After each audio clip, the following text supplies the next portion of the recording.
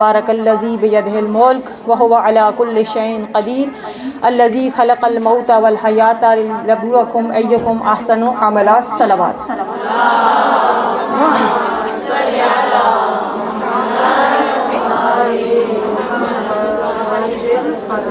परवरदिगार आलम का शुक्र अदा करते हैं कि जिसने एक मरतबा फिर हमें इस तौफ़ीक से नवाज़ा कि हौज़ इल्मिया जामिअतुल फ़ातिमिया से हम गुस्ल कफ़न की प्रैक्टिकल क्लासेस का दूसरा सेशन शुरू कर रहे हैं।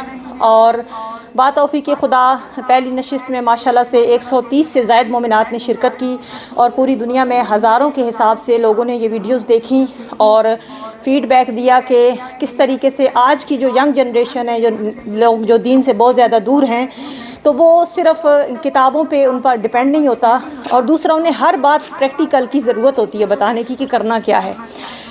पहला जो हमारा सेशन हुआ उसमें हमने ये देखा कि एक ऐसा इंसान जिसकी हालत ख़राब है, वो मरने वाला है, तो उसको हमने उसके साथ क्या करना है फ़ौरी तौर पर। ये सारी बातें हमने देखी, सुनी, प्रैक्टिकल करके दिखाई कि उसके पैरों के तलवे किस तरह से खाना काबा की तरफ करने हैं और उसके बाद उस क्या क्या नहीं करना और क्या क्या करना है। आज जो अगला हमारा टॉपिक शुरू हो रहा है वो है कि अब रूह परवाज़ कर गई है इंसान की, उसके बाद हमने क्या करना है। एक इंसान हमारे घर में फ़ौत हो गया है, बड़ा है, बूढ़ा है, बच्चा है, जवान है, ज़ख्मी है, मरीज़ है, रूह निकल गई है, तो इसके लिए हमें क्या करना होगा।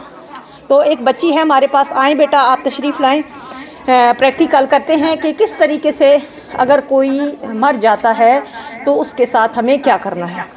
जी इधर आप लेटिए और आप पाँव इस तरफ खाना काबा की तरफ कीजिए।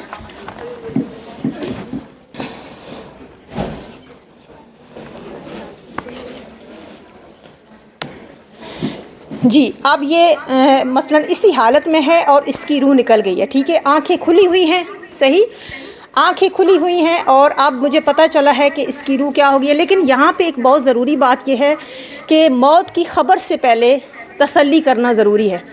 बाज़ दफ़ा इंसान को सकता भी हो सकता है, हार्ट ब्लीड वक्ती तौर पर बंद भी हो सकती है।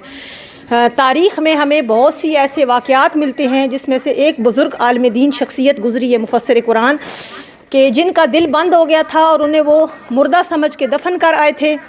और जब वो उनकी आँख खुली कब्र में तो उन्होंने मन्नत मानी कि मैं कुरान की तफसीर लिखूँगा इतनी, अगर खुदा ने मुझे यहाँ से निकाला। उनकी दुआ कबूल हुई और कफन चोर उसी रात को उस कब्र को उसने आके खोदा और उससे वो ज़िंदा सलामत बाहर आए और उन्होंने अपनी हयात में तफसीर की पता नहीं कितनी किताबें लिखी, सुभान अल्लाह। अब ये हमें कंफर्म हो गया कि ये बंदा फ़ौत हो गया है। अब इसकी आंखें खुली हुई हैं, हाथ ऊपर हैं, पैर इस तरीके से हैं। मुझे सबसे पहले क्या करना है, सबसे पहले मुझे बैठ के, ये इसकी आंखें बंद हैं, ये इसके ये मुझे ऐसे करना है, बिस्मिल्लाह। सबसे पहले मुझे इसकी आंखें बंद करनी है। इसकी आंखें खुली हुई थी और अभी जिस्म गर्म है, सही, अगर देर कर देंगे फिर आंखें बंद नहीं होंगी, वो खुली रह जाएंगी। सबसे पहले मुझे इसकी आंखें बंद करनी है, फिर उसके बाद मुझे इसके हाथ को सीधा करना है, इस वाले हाथ को सीधा करना है। अगर उंगलियां ऐसे मुड़ी हुई हैं तो उनको भी सीधा करना है।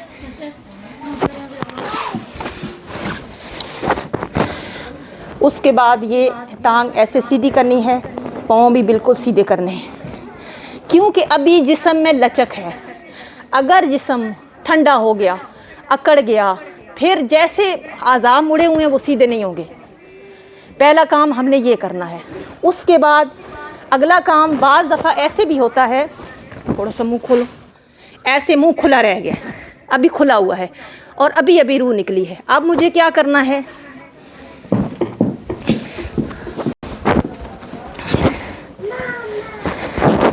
मुझे एक कपड़ा लेना है और ऐसे सख्ती के साथ थोड़ा सा तेज़ हाथ लगा के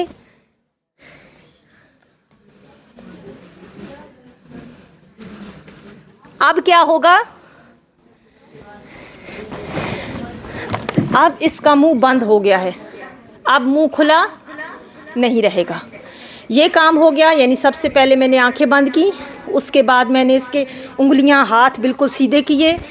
और अगर पाँव इस तरह से हैं, ऐसे हैं, ऐसे हैं, उसका भी हल है।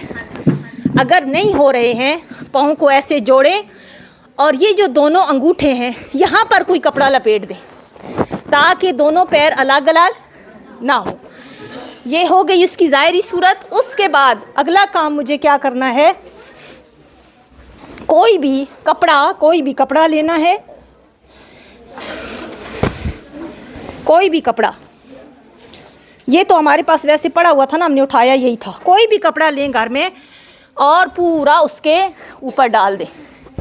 कहाँ से? सर से लेकर ऐसे ऐसे करके ये हमने पूरा डाल दिया। इसके बाद अब ये हो गया। अब मैं दोबारा इसको हाथ नहीं लगा रही और 6-7 घंटे गुजर गए हैं। मुझे गुस्ले मैयत करना होगा। जी कोई बताए? गुस्ले मैयत, मस्से मैयत मुझे करना है? 1 मिनट, एक हाथ खड़ा कीजिए। जी आप क्या कहती हैं? जिस्म गर्म पर आपने छुआ होगा तो नहीं करना होगा, लेकिन अगर जिस्म ठंडा होने पर आपका जिस्म मस होगा तो करना होगा। जी और कोई बताएंगी? जी सही। यानी अगर मैंने अभी जान निकली है, गरम गरम वजूद है, मैंने हाथ लगाया, अब मैं खाना पकाने चली गई, मैं कहीं और निकल गई, अब मुझ पर गुस्ले मस्से मैयत वाजिब नहीं है। या मैं आई हूँ, ये बंदा मरा हुआ है और मैंने इसके इधर हाथ रखा है, मुझ पे गुस्ले मस्से मैयत वाजिब है? नहीं। हत्ता उसके बालों को मैं हाथ लगाती हूँ, बालों को हाथ लगाने से भी गुस्ले मस्से मैयत वाजिब होगा? इसी तरह से मैं इसकी चारपाई पे बैठ गई हूँ इसके साथ, क्या मुझ पे गुस्ले मस्से मैयत वाजिब होगा? नहीं। कब होगा? ठंडा होने के बाद मैं इसके जिस्म को डायरेक्ट हाथ लगाती हूँ।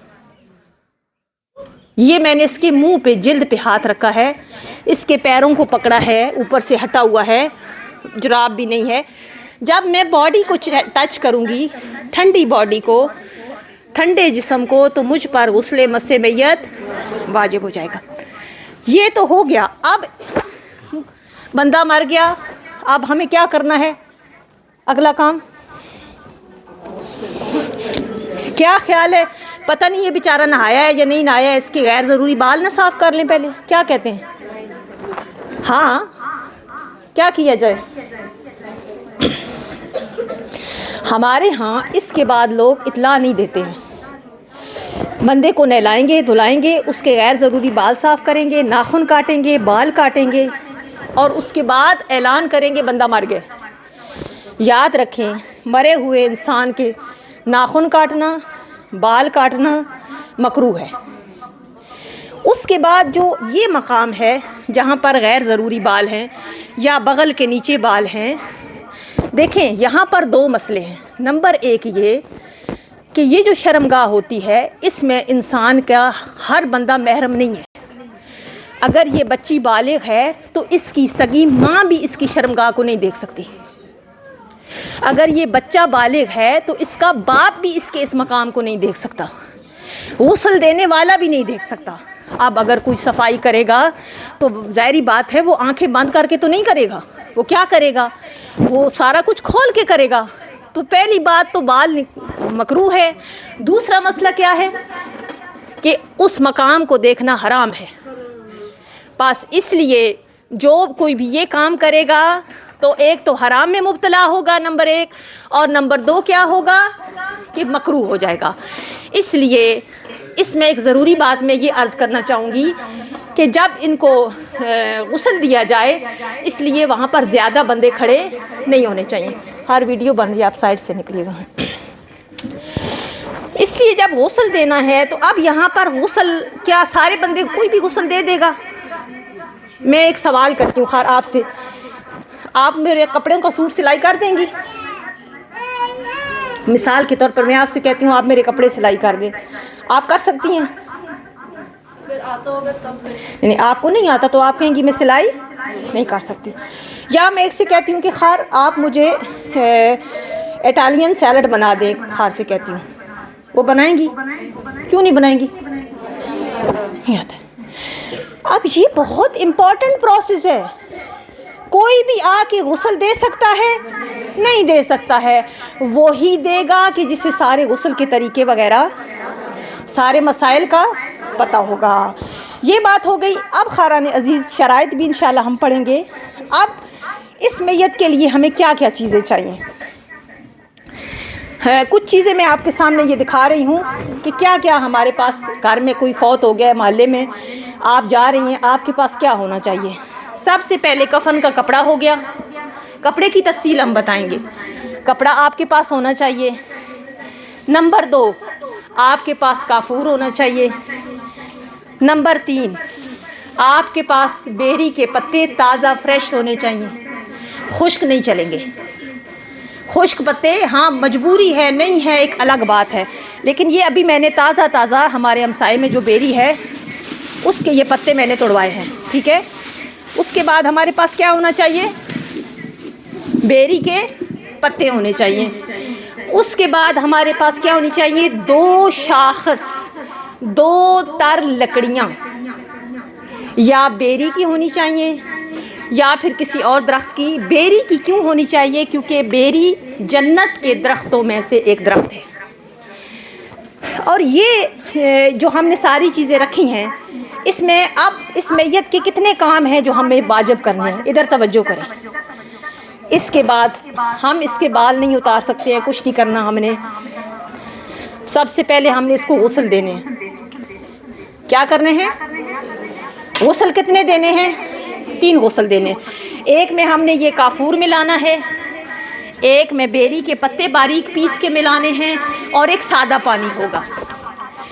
दूसरे नंबर पर हमें हुनूत करना है। क्या करना है, हुनूत क्या है कि जब ये बंदा गुस्ल तीनों ख़त्म होने के बाद 7 आज़ा, कौन से 7 आज़ा, पेशानी, दोनों हाथों की हथेलियाँ, दोनों घुटने, दोनों पाँव के अंगूठों के सिरे, इन 7 आज़ा पर पिसा हुआ काफूर लगाने को कहते हैं हुनूत करना।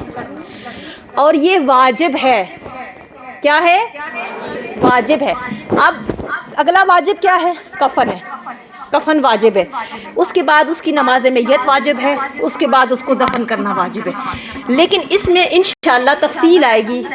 कुछ ऐसे भी हैं जिनकी नमाज मैयत हम ना पढ़ें तो काफ़ी है, नाबालिग बच्चे, यानी वैसे तो पूरे 5 हैं ये काम, लेकिन छोटा बच्चा अगर मर जाता है, 9 माह का, 4 साल का, 6 साल का, अभी नमाज वाजिब नहीं हुई, नमाज की समझ भी नहीं रखता, उसकी अगर नमाज मैयत ना पढ़ी जाए तो भी ठीक है, मसला नहीं है। अब ये सारे 5 काम हमने मैयत के वाजिब है करना, दुरुस्त तरीके से करना। अगर आपने गुस्ल सारे दे दिए, हनूत नहीं किया, मैयत को कब्र में दफन कर दिया, अब क्या वाजिब है, अगर अभी दफन हुआ है कब्र खोदें और हुनूत करें। ऐसा नहीं है कि नहीं उसका मसला हो जाएगा। जैसे देखें आप एक मुल्क से दूसरे मुल्क में जाते हैं ना, तो उसके रूल्स होते हैं, उसका वीज़ा, उसकी एंट्री की मोहर, उसका ओके2 बोर्ड, सब कुछ होता है ना। तो ये अल्लाह ने वही के ज़रिए से ये सारी बातें क्यों बताई हैं, क्यों कहा है कि वज़ू के लिए पहले चेहरा, फिर दायां, फिर बायां, सारा मुँह हाथ धो के भी खड़े हो जाएं, अल्लाह तो हर तरफ है। तो ये आलम मलकूत और जन्नत के रूल्स हैं। अगर हमने उनको वैसे ही न किया जैसे हमें शरीयत मोहम्मदी ने बताया है, तो फिर उस बंदे के लिए भी मुश्किलात हो जाएंगी और आगे दूसरों के लिए भी मुश्किलात हो जाएंगी। एक और ज़रूरी बात ख़ारान, आज हमारे पास टाइम थोड़ा शॉर्ट है, कि देखें ये जितने भी आप वाजिबात सीख रहे हैं ना, ये हर बंदे के लिए सीखना ज़रूरी है। आज के ज़माने में अगर किसी का गुस्ल कफन गलत हो गया तो माफ़ी नहीं है। पहले ज़माने में माफ़ी थी, उस ज़माने में मीडिया नहीं था। आज के ज़माने में अगर आपने गुस्ल तो दिए, लेकिन गुस्ल आगे पीछे दे दिए, पहले नंबर वाले को दूसरे नंबर पे दे दिया, दूसरे वाले को तीसरे पे दे दिया, और मैयत दफन कर दिया, क्या हुक्म है, कब्र खोदें, मैयत को बाहर निकालें, दुरुस्त गुस्ल दें, फिर उसको सारा हुनूत करें, फिर उसको कफन दें, फिर उसको, हाँ नमाज मैयत कब्र के ऊपर भी जाके पढ़ी जा सकती है, लेकिन सब कुछ दोबारा करना पड़ेगा। हुनूत नहीं किया फिर भी यही काम होगा। वाजिब कफन पूरा नहीं दिया, उसमें से एक पीस कम था या भूल गए थे, दफन कर दिया, अब क्या करना है, कब्र को खोदना है, मैयत को निकालना है। अगर अभी अभी थोड़े से दिन हुए, 3-4 दिन हुए, हफ्ता हुआ है, अभी मैयत ख़राब नहीं हुई होगी उस सूरत में, लेकिन आपको कई सालों के बाद याद आया है कि मेरा तो 8 महीने का बच्चा पैदा हुआ था, मैंने उसको कफन भी नहीं दिया था, गुस्ल भी नहीं दिया था, अब कोई फ़ायदा नहीं है, उसका असर तो होगा। लेकिन अब क्या हुक्म है कि हम क्या करें, इस्तिग़फ़ार करें। अच्छा, उसके बाद मुख्तसर में आपको बता दूं कि अब जी बेटा आप उठो, उठ जाओ, शाबाश शाबाश। चले, बच्ची की सेहत और सलामती के लिए सलावत पढ़िए।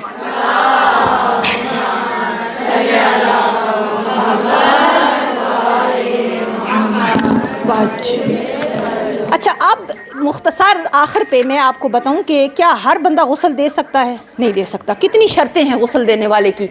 मैं, आप, हम सब में से कौन सा ऐसा बंदा है जो किसी मैयत को गुस्ल दे सकता है? सबसे पहली शर्त यह कि शिया हो, शिया को शिया ही गुस्ल देगा।